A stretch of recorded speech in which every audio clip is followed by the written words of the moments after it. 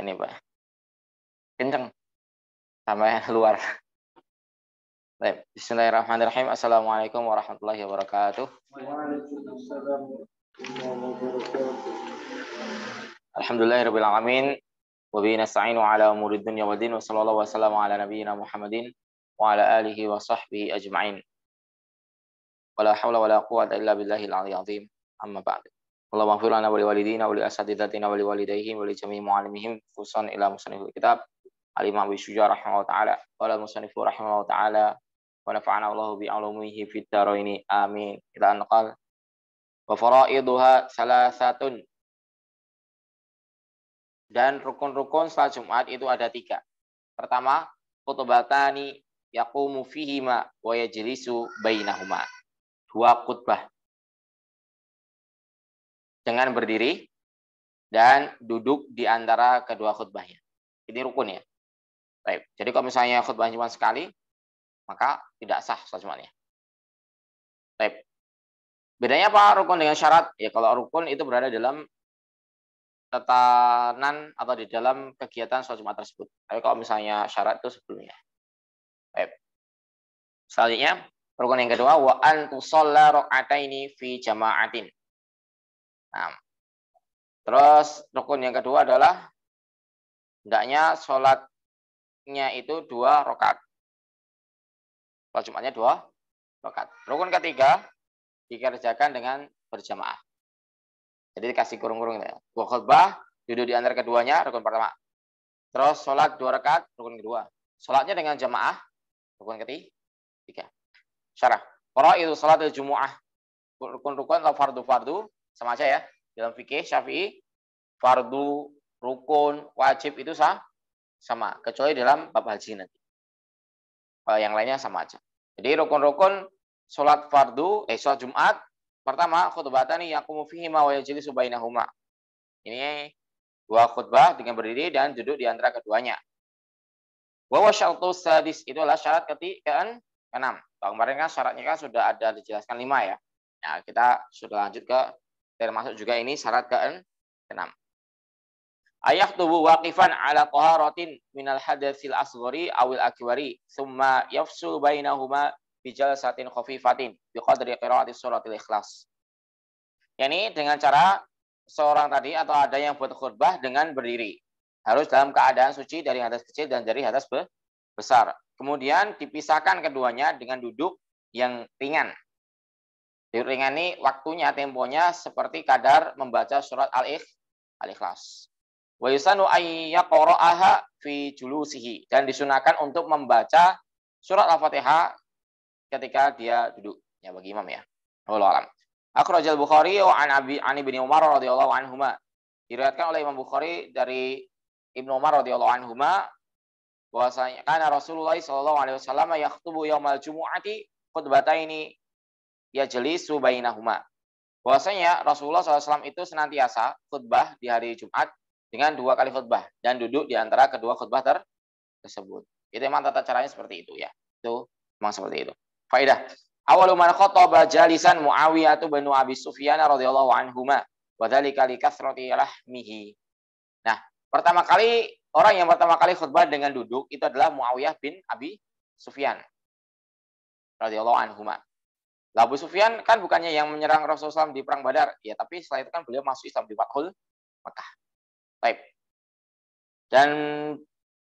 Dan kenapa Kak Muawiyah, sahabat Muawiyah radhiyallahu anhuma itu khutbah dengan duduk? Karena badannya gemuk ya. Jadi banyak daging. Radhiyallahu anhu. Baik. Terus yang kedua, syarat rukun yang kedua. Antusolliya raka'ataini wa huwa syaratu sabi' wa daliluhu al-ijma'. Salat dengan 2 rakaat. Ya, itu syarat yang ke-7. Dalilnya apa? Ijma'. Dalilnya ijma'. Ijma' itu adalah kesepakatan para ulama. Ya, kesepakatan para ulama. Jadi tadi kita harus paham ya, dalil dalam agama kita ini ada 4. Pertama Al-Qur'an, yang kedua As-Sunnah atau hadis, yang ketiga adalah ijma', yang keempat adalah qiyas. Untuk misalnya kawan-kawan belajar usul fikih akan mempelajari itu, akan ngafalin itu. Ya kalau misalnya ada orang nggak mau menerima ijma', nggak mau menerima qiyas, ya nggak bisa. Ada banyak permasalahan yang tidak ada dalilnya secara sharih, apalagi masalah-masalah kontemporer. Dibutuhkan ulama. Dan kalau misalnya kita langsung mengeksklusifkan hanya ulama kita saja yang bisa menyampaikan ilmu sesuai Quran dan Sunnah, ulama yang lainnya enggak, nah itu sungguh itu terjebak asobiyah. Ya, terjebak asobiyah. Asobiyah itu apa? Fanatisme kelompok. Ya harus dihindari ya. Karena kalau sudah cinta itu katanya buta, ya enggak. Nah, hingga akhirnya ketika ada cinta itu tidak bisa melihat kebenarannya hakiki gitu. Ya emang kita hakikatnya hanya Allah yang tahu, tapi takutnya kita terbiaskan. Lanjut ya, hingga akhirnya nggak bisa bersikap adil. Oke. Tapi kan ini ulama, Mas. Iya, ulama kan bisa salah. Iya.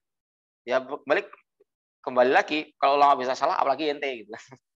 Ya, kalau ulama aja bisa salah apalagi ente gitu kan. Seperti lagi. Apalagi kita gitu kan. Baik. Lanjut faedah. Salah ya. Nah, ini syarat ketiga sekarang. Syarat rukun ketiga.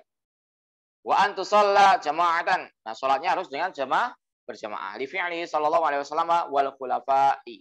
Dikarenakan Rasulullah SAW itu sholat dengan cara seperti itu, dan juga berikut khulafaur rasyidin juga seperti itu. Radhiyallahu anhum. Wa lima rawahu Abu Dawud.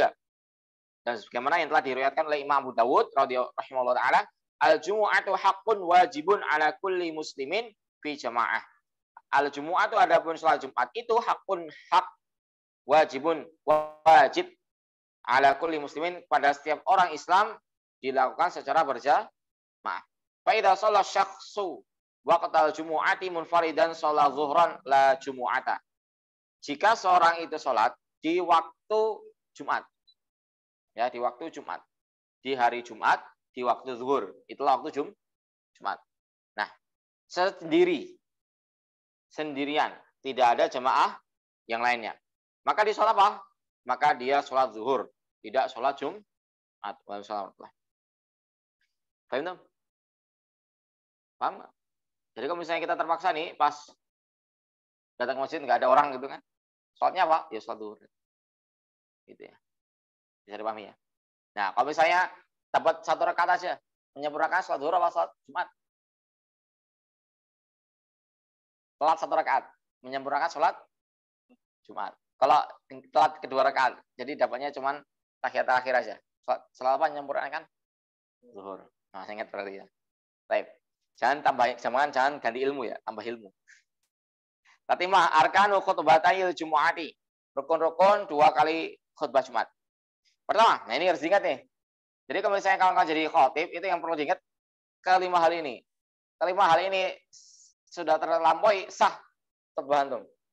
Kalau enggak, lah selesai dah. Ya, harus diulangi itu. Harus diulangi khutbahnya. Sedangkan sholat Jumatnya gimana? Sholat Jumat itu harus ada setelah khutbah. Kalau khutbahnya enggak sah, berarti harus diulangi juga. Ya, wallahu a'lam. Baik, pertama adalah hamdulillahi ta'ala, memuji Allah. Walafzul hamdi muta'ayyinun lil itsba'. Dan lafaz alhamdulillah harus muta'ayyin. Harus jelas, tertuju pasti. Harus ditunjukkan, ditakyin kepada Allah. Enggak boleh wahamduhu. Wahamduhu dan segala puji dia. Enggak bisa. Harus walhamdulillah atau innal hamdalillah. Gitu ya. Paham? Harus enggak boleh dikasih dhamir hu dia, tapi harus lafzul jalalah Allah. Gitu ya, boleh alhamdulillah atau innal hamdalillah, itu bisa. Terus yang kedua, rukun kedua dari khutbah, as-shalatu ala Rasulillah sallallahu alaihi wasallam. Salat kepada Nabi sallallahu alaihi wasallam. Wa lafdhu sholati muta'ayyinun lil isba'. Dan lafaz untuk sholawat ini muta'ayyin, ditakyin, harus dengan kepada nama Rasulullah sallallahu alaihi wasallam. Enggak cukup yang sering ini ya. Alhamdulillahirabbil wassalatu wassalamu ala asyrafil anbiya'i wal mursalin. Harus jika sebutkan nabiyina Muhammadin.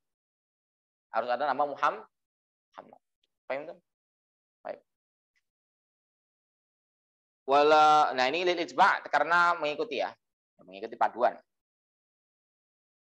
Selanjutnya adalah yang ketiga, rukun yang ketiga al-wasiyah atau bitaqwa. Nah, wasiat dengan ketakwaan. Walau taqwa ghairu muta'ayyinin. Dan lafaz taqwa ini enggak perlu ditakyin. Ya, enggak perlu ditakyin. Di anal gharada minha al-wa'dhu. Karena tujuannya itu hanyalah memberikan nasihat. Jadi gimana pun caranya, entah ittaqullah. Biasanya kita ya ayyuhal hadirun, Usikum wa iyaya bitaqwallahi faqad fazal muttaqun.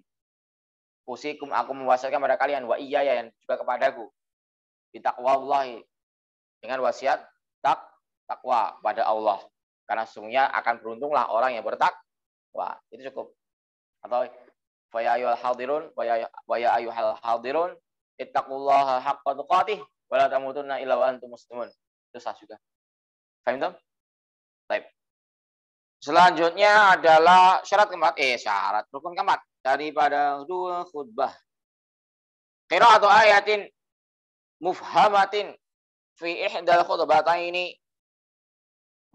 Membaca ayat yang bisa dipahami di salah satu khutbahnya.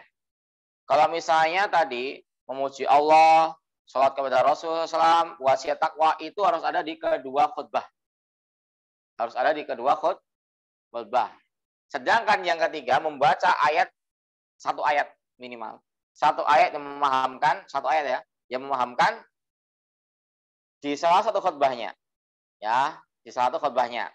Wa yusanu ja'aluha fil khutbatil ula, dan disunahkan menjadikan membaca ayat tadi di khutbah yang pertama. Kalau misalnya harus salah satu aja. Gitu kan. Misalnya waktu sempit antum harus khutbah gitu kan. Ya udah ini. Nah, sehingga di sini walau alam ya, nanti saya tanyakan lagi insyaallah. Ini membaca ayat yang mufhamah, ayat yang bisa dipahami itu apakah berarti selain huruf-huruf qataah? Huruf qataah alif lam mim itu kan ada dipahami ya. Hanya Allah yang tahu kan maknanya. Nun itu terus Yasin. Kita baca alif lam mim. Itu kan nggak paham orang.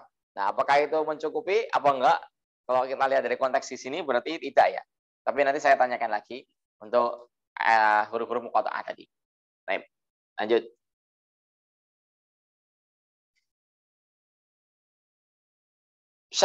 Rukun kelima ya, ad-du'a lil mu'minina wal mu'minati bil khairi fis tsaniyah. Ini doa kepada orang-orang beriman, baik laki-laki dan perempuan. Jamak ya, dengan kebaikan doanya itu, doa kebaikan ya. Di khutbah kedua. Kalau baca ayat tadi kan boleh di khutbah pertama atau kedua. Wah, tapi kok doa pada orang-orang beriman, laki-laki perempuan itu di khutbah kedua. Wa yakfi ayyu du'ain, dan cukup ya, sudah mencukupi berbagai macam doa apapun itu. Minimal-minimalnya adalah semoga Allah merahmati kalian atau merahmati orang-orang beriman, laki-laki dan perempuan. Tapi dengan bahasa Arab. Ya. Ya, biasanya kita kan sudah tercakupi gimana? Al-maghfir lil muslimin wal muslimat walil mu'minina wal mu'minat wal ahya'i minhum wal amwat innaka sami'un qaribun mujibud da'awat. Udah. Itu udah lebih-lebih itu. Jadi kalau misalnya kita mau ini belum selesai. Fatimah. Syurutu khutbatayil jumu'ati. Syarat-syarat dua khutbah Jumat. Pertama, an takuna bil lughatil arabiyyah. Hendaknya kedua khutbah tersebut dengan bahasa Arab. Apanya? Rukunnya. Rukunnya wajib bahasa Arab. Rukunnya apa tadi? Memuji Allah, salat kepada Rasulullah sallallahu alaihi wasallam, wasiat dengan ketakwaan. Yang keempat, membaca ayat yang bisa dipahami di satu khutbahnya. Diutamakan khutbah yang pertama. Terus yang kelima adalah doa kepada orang-orang beriman, laki-laki dan perempuan. Baik. Jadi misalnya kalau misalnya kita mau ringkasnya ini, alhamdulillah wassalatu wassalamu ala nabiyyina Muhammadin wa ala alihi washabihi ajmain. Wa ya ayyuhal hadirun ittaqullaha haqqa tuqatih. Terus qala Allah Ta'ala, bismillahirrahmanirrahim. Wal 'asri innal insana lafi khusrin illa alladziina aamanu wa 'amilus shalihati wa tawassaw bil haqqi wa tawassaw bis sabr. Aduh. Baik lagi kan. Alhamdulillah. Wassalatu wassalamu ala Rasulillah Muhammadin wa ala alihi wa sahbihi ajma'in. Amma ba'du. Wa ya ayyuhal hadirun ittaqullaha faqad fazal muttaqun. Terus kita baca Allahumma lil muslimina wal muslimat walil mu'minina wal mu'minat al ahya'i minhum wal amwat innaka sami'un qaribun mujibud da'wat. Ya. Sah. Gimana? Apanya? Baca ayat. Disunahkan satu. Kalau dibaca yang kedua enggak masalah. Berarti khutbah kita ini sudah lebih-lebih sebenarnya. Tapi ini harus dipahami. Berarti syahadatain tidak termasuk rukun? Tidak. Tidak, itu sunnah. Yang menganggapnya rukun ini Ibnu Taimiyah. ya, Syekhul Islam Ibnu Taimiyah rahimahullah. Itu yang menganggapnya rukun, apa syahadatain itu rukun, ya beliau. Adapun ulama yang lainnya setahu saya, apalagi di Syafi'iyah ya, itu tidak rukun. Syahadatain bukan rukun. Saya pernah lupa nggak baca syahadat, ditegur sama makmum. Itu nanti apa ini bagian dari rukun apa gimana kata beliau. Saya jelasin itu bukan rukun, Pak. Tadi juga lupa saya, Pak. Biasanya tak baca gitu kan. Jadi sekarang kita agak susah ya. Giliran masalah kayak gitu para jemaah tahu ya. Tapi masalah baca Al-Fatihah yang benar banyak nggak tahu. Padahal lebih lebih besar ya apa yang saya kepentingannya di situ ya Al-Fatihah tadi. Baik. Syarat kedua, antakun al khutbatani qabla sholati. Khutbahnya itu harus sebelum sholat. Beda dengan khutbah Idul Fitri dan Idul Adha. Nah, gitu ya. Kalau Idul Fitri Idul Adha nanti juga 2 khutbah ya. Terus syarat ketiga, ayyakun al khatibu ala taharati thawbin wa badanin wa makanin. Hendaknya khatib itu suci, baik bajunya, badannya atau tempat dia berdiri. Syarat keempat, ayyakun al khatibu qa'iman. Nah, kabel. Kalau di amlinya ada kotoran cicak atau kotoran burung. Kotoran burung najis enggak? Najis. Kalau di amlinya yang ada kotoran burung. Sah enggak sholatnya? Sah. Tapi kalau kotorannya di kabel enggak sah. Paham ya? Kenapa? Ya, apanya ada lah. Kalau misalnya zaman dahulu ada orang atau ya di penjara. Terus diikat rantai kakinya. Rantainya terus ditaruh di tiang. Rantai itu kalau kena najis, maka enggak sah soalnya. Jika misalnya ada di tiangnya, sah. Karena tiang itu tidak mengikuti orangnya. Ya enggak? Gitu. Jadi ternyata hukum-hukum semacam ini udah ada kiasnya di zaman dahulu. Bayangin kalau misalnya para ulama itu enggak bikin kitab-kitab fikih, pasti kitab kebingungan. Makanya salah satu hikmahnya, kenapa kok umat akhir zaman ini enggak ada nabinya? Ini satu mujizatnya ya, berarti benar. Karena umat akhir zaman ini, umatnya Rasulullah SAW ini, meskipun enggak ada nabi, agamanya masih bisa bertahan. Karena satu hal yang tidak diberikan Allah kepada umat selain kita, apa itu? Sanad. Mata rantai ilmu itu yang diberikan Allah hanya pada umatnya Muhammad SAW. Kita ada sebahas ya, jarak antara Nabi Isa dengan Rasulullah SAW itu sekitar 500 tahun. Tapi saat itu agama Nasrani sudah jadi trinitas kan. Sedangkan kita dan Rasulullah SAW sudah berapa tahun? 1400 tahun. Lebih. Ya, ini cukup begini harus kita syukuri ya. Ya, makanya kita berhutang banyak dengan para ulama kita. Perbedaan biasa. Sejak zaman Rasulullah SAW pun juga sudah ada. Makanya yang dinilai Allah yang terbaik. Maka mustahid itu kalau salah dapat satu kebaikan, satu pahala. Masalah mustahid ya, bukan kita. Gitu. Baik, syaratnya banyak. Nah, lanjut. Terus syarat, jadi kalau misalnya ini harus diperhatikan kabel-kabel ini. Syarat keempat, ayyakun al-khatibu qa'iman illa lima radin. Hendaknya khatib itu dalam keadaan berdiri, ini syarat khutbahnya. Kecuali ketika dia sakit. Nah, itu boleh duduk. Syarat kelima, ayus ma'al khatibu arba'ina rajulan. Hendaknya khatib itu diperdengarkan kepada 40 orang laki-laki. Termasuk dirinya sendiri ya. Diperdengarkan ini nanti ada khilaf ya, apakah misalnya harus orangnya itu dengerin nyimak gitu, atau yang penting dia denger gitu, harusnya gitu ya. Kalau saya harus denger kan agak berat, karena banyak ketiduran kan. Ya enggak. Misalnya jumlahnya 40, tidur semua, lah selesai kan, enggak sah semuanya. Ya, tapi di sini yang penting bisa didengarkan, memang diperdengarkan pakai mic, kalau cuma sekarang ada speaker ya, suaranya keras, enggak lirih, enggak dibayasir, maksudnya seperti itu. Entah nih jemaahnya itu cuma dia ngalamun aja, itu urusan dia sendiri. Bukan daripada jangan si imamnya. Yang penting udah diperdengarkan. Paham? Baik. Terus yang keenam, al-muwalatu baina kalimatil khutbah. Muwalah, berkesinambungan antara kalimat-kalimat atau kata-kata di dalam khutbah. Enggak boleh misalnya dipisah dengan kata-kata yang memutuskan khutbah tadi. Terus yang ketujuh, satrul arah, menutup aurat. Masalah. Idza ikhtalla syaratun lazimal khatibu i'adat tul arkani ka'anna qadal wudu'u fayatawaddau tsumma ya'ud. Jika ada satu rukun yang tidak terlaksana, satu rukun aja, maka wajib bagi khatib untuk mengulangi seluruh rukun-rukunnya. Sebagaimana wudu. Ya. Sebagaimana wudu. Kalau batal wudunya apa? Ya sudah wudu lah. Wudu lagi. Kenapa? Khutbah ini kan satu kesatuan ya. Ya enggak? Satu kesatuan. Kalau misalnya satu rukunnya apa? Tertib. Dia enggak tertib, maka harus diulang lah lagi. Tuh kan. Misalnya gini, dia wudu. Pas sampai ke kaki, dia ingat belum basuh tangan. Apa yang dilakukan? Ulang lagi dari tangannya. Ya, itu kalau misalnya dia ragu-ragu dia. Atau misalnya ketika batal, pas lagi dapat muka, batal dia. Batal. Maka mengulang lagi dari awal lagi. Gitu ya. Baik. Jam berapa nih? Cukup nggak nih? Lanjut lagi. Oh enggak ya. Ada pertanyaan? Ya Pak. Kias itu misalnya gini Pak. Kias itu mengkiaskan. Kita kan sering ya. Bahasa Indonesia udah jadi ya. Mengkiaskan itu menganalogikan. Menganalogikan ini jadi ada kesamaan dalam perkara ini dibawa ke dalam perkara yang baru. Contoh yang mudah adalah narkoba. Narkoba haram nggak? Haram. Kenapa? Nggak ada dalilnya. Nggak ada dalilnya. Nggak ada dalilnya dari Rasulullah SAW bersabda narkoba haram, nggak ada.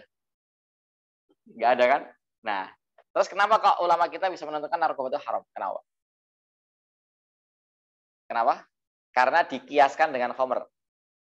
Bisa katakan disamaratakan dengan khamr. Kalau khamr haram, haram.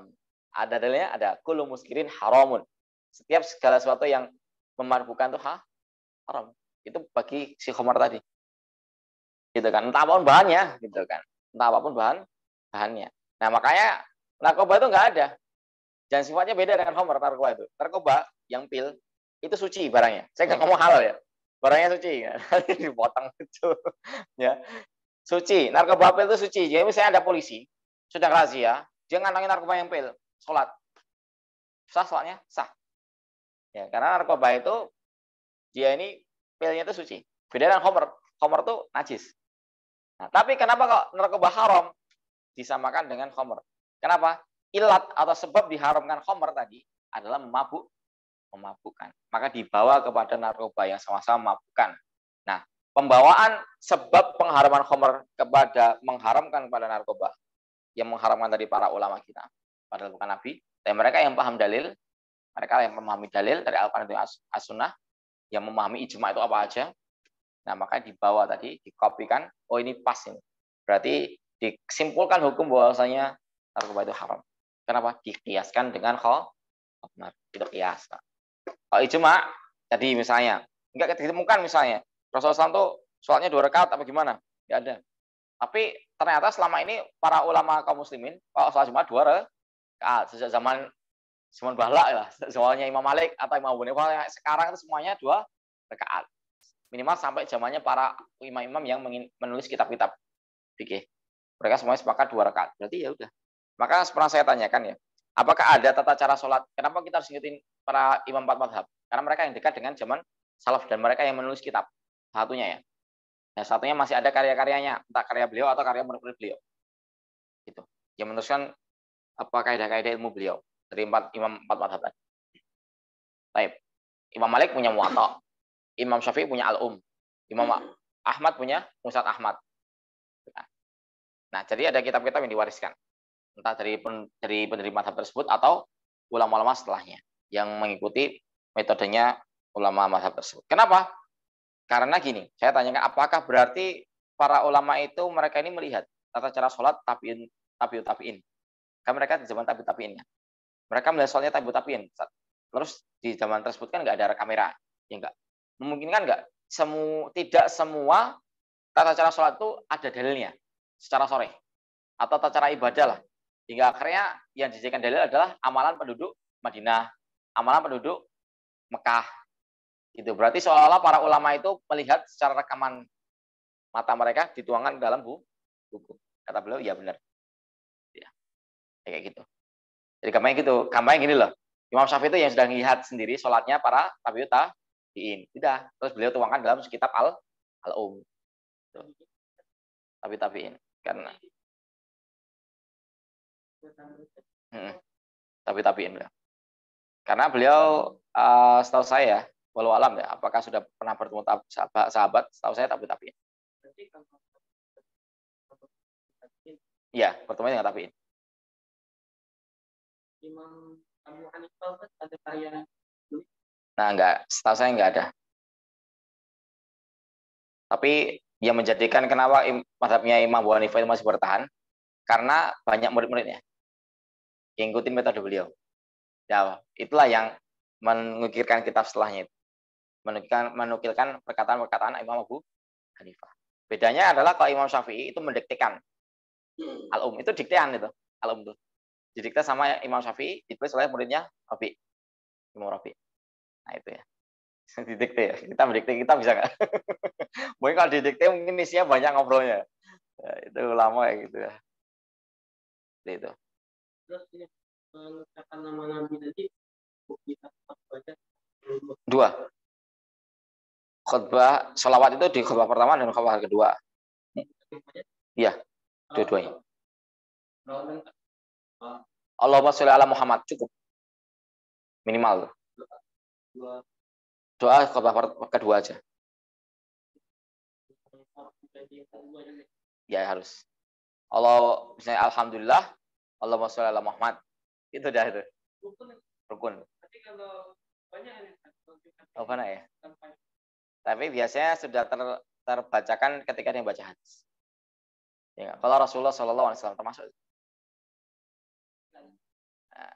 Sallallahu Alaihi Wasallam. Oh iya, nggak ada namanya. Tapi di sini ada takin nih. Saya jelasin kemarin, saya ingin nyimak rekamannya lagi sama rekamannya kajian ini. Emang harus takin, harus disebut namanya. Ya, kalau matematiknya pasti banyak. Mungkin ada. Mungkin ada. Hah? Apanya? Enggak lah. Ya yang urutan ya, kalau bisa ya urut lah ya. Sebelum di sini nggak ada tertib sih, nggak ada syarat tertib. Nggak ada syarat tertib. Tapi kan ya masa antum mau selawat dulu baru muji Allah kan? Alhamdulillah, Allahumma sholli ala Muhammad, ittaqullah. Udah. Bismillahirrahmanirrahim. Ya ayyuhalladzina amanu taqullaha haqqa tuqatih wa la tamutunna. Ya harus benar ya ayatnya berarti ya. Jadi, oke itu aja mungkin. Cukup ya? Barakallahu fikum wa jazakumullahu khairan. Subhanakallahumma wa bihamdika asyhadu an la ilaha illa anta astaghfiruka wa atubu ilaik. Assalamualaikum warahmatullahi wabarakatuh.